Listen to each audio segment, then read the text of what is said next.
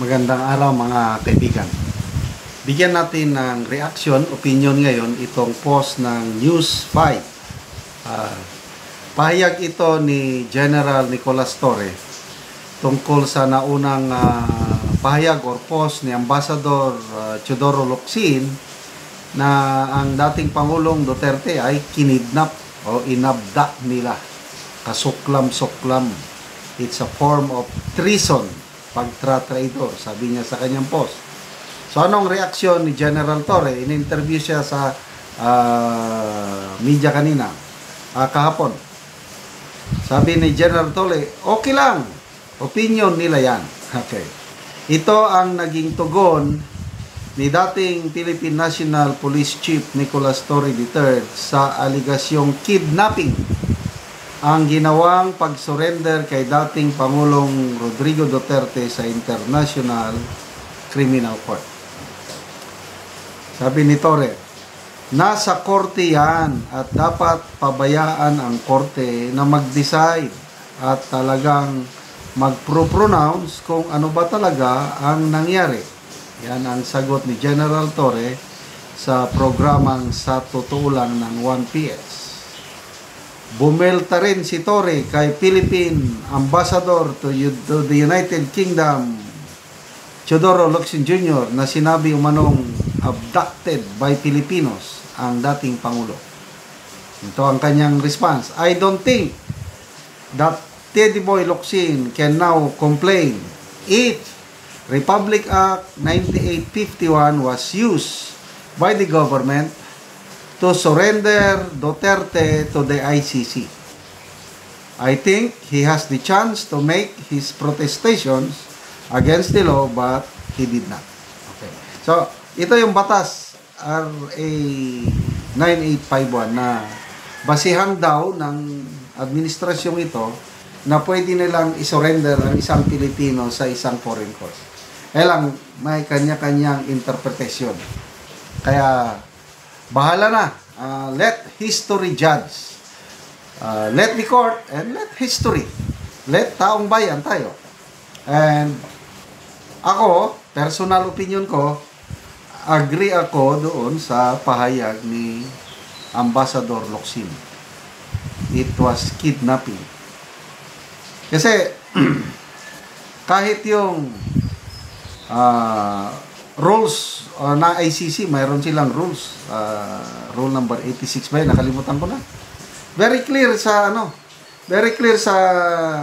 ICC rules na dapat kung may warrant of arrest, yung inaresto dapat idadaan muna sa isang korte to determine the validity of the arrest. Wala eh. Ang naging korte o competent legal authority si Secretary Boying Rimulya. Yan lang, gano'n lang. Tapos inaresto si Pierre Arde, walang ipinakita na warrant of arrest. Nasa cellphone lang. Anyway, again, it's a matter of history. It will be judged. Depende na kung saan kayo. Basta kami dito sa Mindanao, I can assure you, napakaraming tao dito sa Mindanao na umalma, hindi maligaya, nalungkot sa ginawa nila ngayon kay PRRD. It was kidnapping sa aming paningin. Kaya tignan nyo, yung pagbisita ng Pangulong Marcos Jr. doon sa Manay, Davao Oriental, na nagre-reklamo si Mr. Ramon Tulfo na respetuhin nyo naman ang Pangulo. Kasi sinigawan pa nila ng Sara, Sara, Sara. Hindi mo mapipilit yung tao kung ayaw nilang respetuhin yung...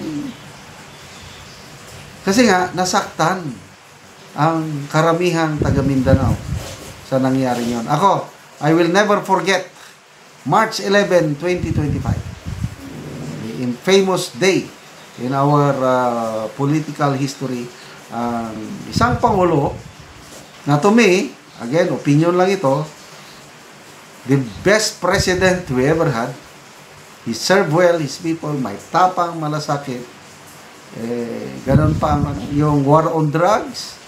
Napakalaking tulong sa mamamayang Pilipino sa aking pananaw. May kanya-kanya kasi pananaw. Napakalaki. there there was sense of peace in the streets panahon ni Tatay Digong dahil sa kanyang war on drugs. Yes, totoo, may mga napaslang, kailang hindi naman niya in-order yun. Wala naman siyang order na AGK. Itong mga kapulisan lang, mga luko-luko ang gumawa nun. Kaya dapat yung mga pulis, yun, may nakasuhan na, may nakonvicted na. Tapos, tinansak lahat sa dating Pangulo. To me, napaka-unfair na ang dating Pangulo nandun nagtitiis sa malayong kulungan, malayo sa kanyang pamilya. But anyway, umasa na lang tayo may divine justice. Kung hindi man siya makakuha ng hustisya sa court of law, dyan sa ICC, time will come. Sabi nga, there will always be a day of reckoning. So, General Torre, may kumukonsider sa kanya nga hero dahil sa ginawa niya, lang kung DDS pa ang pasultihin mo, talagang wala. That's a very big, napakalaking kasalanan ni General Torre para sa mga DDS. Kaya ngayon, 85 days lang siya na, no?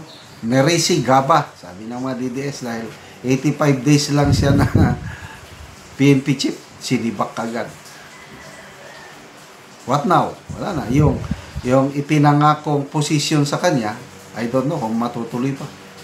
Sabi niya, may interview sa kanya kanina, hindi pa daw siyang handang humawak ng any sensitive government position. Well, okay na yun. 4-star general siya. Hanggang next year, ayaw niyang mag-retire ng okay na yun. Palagay ko, happy na siya doon kung hindi siya bibigyan ng kung ako niyang tatanungin, parang wala nang ibibigay sa kanya. Not unless na gusto nilang mag-retire na siya, early retirement, offeran siya ng napakagandang posisyon para maging 4-star general naman itong si General Nartates. Baka pwede. Ang isang magandang ibigay sa kanya is ambassador sa isang magandang bansa na hindi niya mahihindihan. Okay. Salamat mga kaibigan sa inyong pagsubaybay sa ating channel. Nakakatulong kayo ng malaki sa tribong Talandig ng Bukidnon dahil sweldo natin sa channel na ito is pantulong po sa tribo. Sa ngayon, namimigay tayo ng mga libreng yero at pako sa tribo para makapagpatayo naman sila ng mas maayos na tirahan. Panoorin nyo ang video na ito. Ang natagaan og yero si nanay, yang gitabangan kay tigulang namang god. So siya ang nagdala sa yero ni nanay. Klaro gid yan. Si nanay ang tag-iya sa balay. So muna ni ang itsura sa balay ni nanay. Sa tagaan og yero oh. Muna na ang itsura sa iyang atop. Mga dagko na gid kay busto to oh. Para yung labi pinang kapidig. Nagid kaayo, mga dagko na gid ang buslot. Pinanhuli panda. So kini si nanay, kulang na ni siya og siya ang nagpuyo ani. Ining balay nga inani na ang itsura sa atop. Nanay, pila na ni katuig nanay ang imong balay? Nga inani na ang itsura. Pila ni gali, uy, unga ida Pila na nanay ni katuig nanay? 21 ni gali na tuig. 21 na katuig. So, ikaw ra ani nanay nagpuyo. Ikaw ra ani nagpuyo ning balaya. Dili na kay si nanay ka dungog. Kuan. Imong apo. Kung ang mga apo kay gatrabaho man na sila. Oh, pila ka bukang yung apo nanay nga gatulugan si mo ah? 4. 4 ka buok. So, pila na rin nanay mong edad? 85. 85 na si nanay. So, inaani na ang itsura sa iyang atop. Mato Ginoo ta naka-atop kuha. Na-license so atop ko yan nga ludak. So, si nanay, dili siya kabalo mag Bisaya. So, tadaan lig siya. Salamat daw sa Ginoo sa nagtabang daw sa sin nga makaatop na siya. Kay ani naman gid ang itsura sa iyang balay. So, mag-atop na ni karon si kuya. Kay gitabangan lang ni si nanay kang kuya sa iyang apo.